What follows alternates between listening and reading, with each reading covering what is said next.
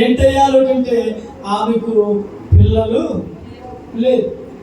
నేనంటాను ఈమె పిల్లలు లేకపోయినప్పటికీ కూడా ఏ రోజు కూడా ఎలీషా దగ్గరికి వెళ్ళి, అయ్యా మీకు భోజనం పెడుతున్నాం కదా, మీకు మేడపైన ఇల్లు కట్టి మీకు గది కట్టాం కదా, మీకు మంచి వేసాం కదా, మీకు పేట వేసాం కదా, మరి ఆ కొరకు ప్రార్థన చేయరా?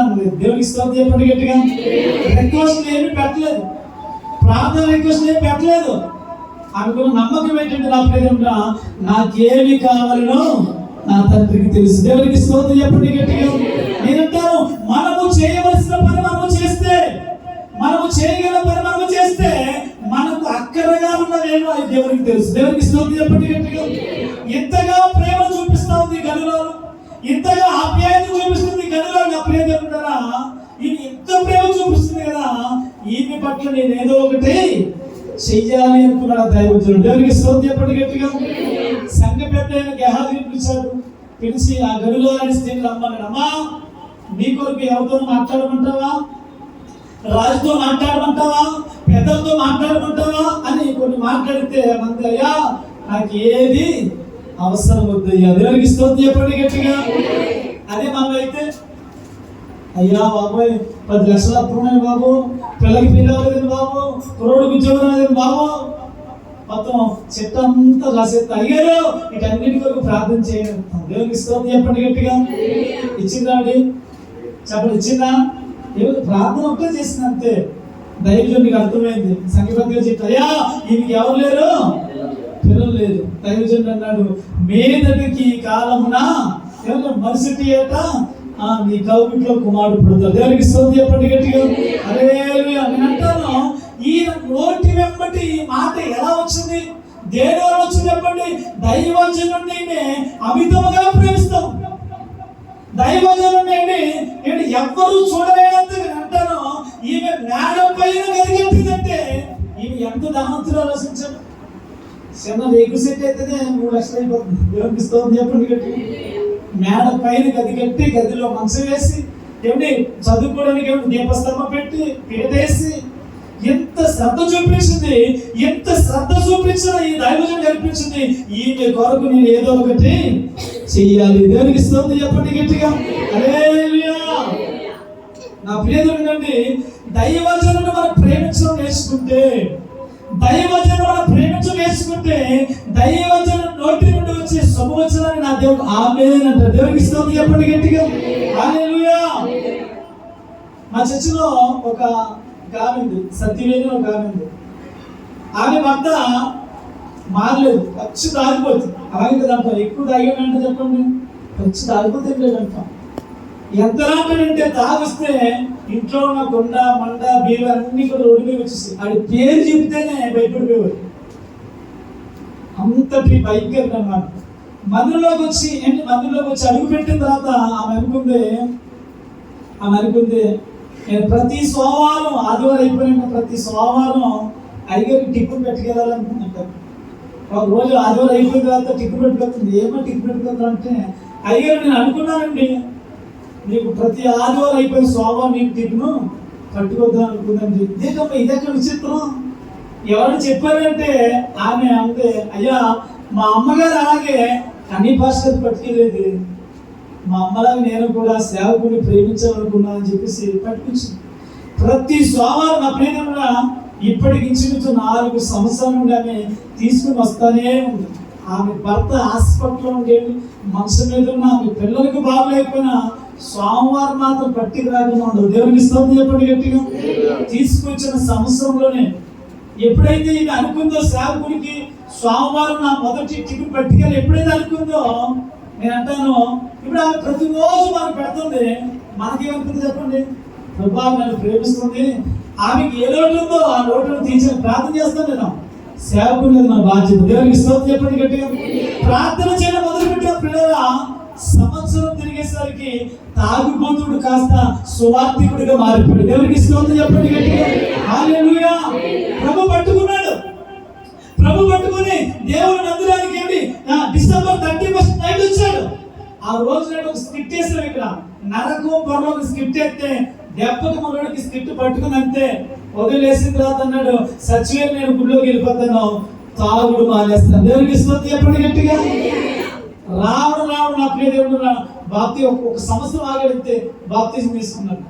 బాప్తిజం తీసుకుని నా ప్రియ దేవుడు నేను చెప్తున్నాను, ఈ బలిపీఠం నిలబడి చెప్తున్నాను, దైవజనుడిగా నాకంటే గొప్ప భక్తిని కనపరుస్తున్నాడు. దేవునికి స్తోత్రం చెప్పండి గట్టిగా. ఒకరోజు మా ఇంటికి వచ్చాడు ఆయన. అయ్యే టీ తాగని చెప్పి పాస్టర్ గారిస్తే ఆయన టీ తీసుకున్నాడు. టీ తీసుకుని కళ్ళు మూసుకున్నాడు. కళ్ళు మూసుకుని ప్రార్థన చేసి తాగుతున్నాడు. అయిపోయింది. మళ్ళా ఇంకొకరోజు మళ్ళా వచ్చాడు. మంచినీళ్ళు ఇచ్చింది, మజ్జిగిస్తే ఆ మజ్జిగ కూడా ప్రార్థన చేస్తున్నాడు. నేను అంటాను, ఇక్కడ ఉన్న అందరం వెళ్తాం, టీ తాగిన ప్రార్థన చేద్దాం, టీ తాగిన ప్రార్థన చేద్దాం, మజ్జిగ తాగిన ప్రార్థన చేద్దాం. మనం ఎప్పుడు ప్రార్థన చేస్తాం చెప్పదు. భోజనం చేసినప్పుడు, టిఫిన్ చేసినప్పుడు నాకు కళ్ళలో కన్నీరు తిరిగేప్పుడు, మంచి నీళ్ళు తాగినప్పుడు కూడా, మజ్జిగ తాగినప్పుడు కూడా ఇది పెద్ద ప్రార్థన చేస్తాను అనిపించింది. నిజమే కదా, మన నోట్లోకి ఏది పంపాలన్నా నువ్వు దేవుడికి కృతజ్ఞతాస్తులు చెల్లించాలి. దేవుడికి స్తోత్రం చెప్పండి. నిన్న ఏం జరిగింది తెలుసా? ఒక పెద్ద బిజినెస్ మ్యాన్ కొన్నాడు. వాళ్ళ అమ్మ అంటే లంచ్కి అంతా 3 పూరీలు పెట్టినాను. లంచ్కి 3 పూరీలు పెడితే కుర్రలందరూ కూర్చొని 3 పూరీలు కూడా మడత పెట్టి, మధ్యాహ్నం టైంలో మడత పెట్టి, అప్పటి వరకు కుర్రలందరూ ఆడి పాడి గొంతు ఆడిపోదు, ఆడి పాడి పాఠాలని విని అని రాసుకుని బెల్లైనట్టు లంచ్ కూర్చున్నారు. వీడు ఏమనుకుని తెలియదు, 3 పూరీలు కూడా మడతెట్టి 3 పూరీలు గొంతులో పెట్టుకున్నాడు. 3 పూరీలు గొంతులో పెట్టుకుంటే గొంతుకులు ఇరుక్కుపోయింది. శ్వాస ఆడక గొంతుకు పొడారిపోయి గాలిలాక కుర్రలు ఉక్కులు అయిపోయింది. అర్జెంటుగా ఉంటా అంబులెన్స్ తీసుకెళ్తే నా పేరు సగం దూరం వేసరికి ఏమి చెప్పండి, ప్రాణం పోయింది. దేవునికి స్తోత్రం చెప్పండి గట్టిగా. బైబిల్ సెలవిస్తుంది నా పేరు, మనం ఏది తిన్నంట ఏం చేయాలంట, ప్రార్థన చేయాలి. దేవునికి స్తోత్రం చెప్పండి గట్టిగా. తినంటారా ఆ భర్త, ఆ టిఫిన్ తెచ్చిన భర్త ఎట్లా మారిపోయి అంటే నేటికి కూడా నా ప్రియత ఎంత భక్తి అంటే చాలా భక్తి అన్నమాట. ఒక్కరోజు కూడా దేవుని మందిరం, ఒక్కరోజు కూడా ఏ ప్రార్థనకి మనం ఏదైనా ఇంపార్టెంట్ పని ఎక్కడ ఏదైనా ఊళ్ళో ఉండిపోతే తప్ప, లేదంటే యాట్లో ఉండిపోతే తప్ప, ఇంటి దగ్గర ఉంటే చిన్న వాటికి వంకలేసి మానేసే రకం అయితే మాత్రం కానీ దేవునికి స్తోత్రం చెప్పండి గట్టిగా. హల్లెలూయా. నేను చూస్తే చాలా చిన్నవాళ్ళ కనబడతాను, ఆయన చూస్తే పెద్దవాళ్ళ ఆయన పెద్దోడైనప్పటికీ కూడా నా దగ్గర వచ్చేసరికి చాలా తగ్గించుకుంటాడు. దేవునికి స్తోత్రం చెప్పండి గట్టిగా. 8 లక్షల అప్పు ఉంది. దేవుని మహాకృపను బట్టి అప్పంతా తీర్పు. ఒక అమ్మాయి పెళ్లి చేశాడు, వేసాడు. 2వ అమ్మాయికి 7-8 లక్షలు కట్టినవడానికి సిద్ధపడిపోయాడు. దేవునికి స్తోత్రం చెప్పండి గట్టిగా. కారణం పెట్టండి నా ప్రియతను, దైవజనుడిని ప్రేమించే కుటుంబాలను నా దేవుడు చూస్తాడు. దేవునికి స్తోత్రం చెప్పండి గట్టిగా.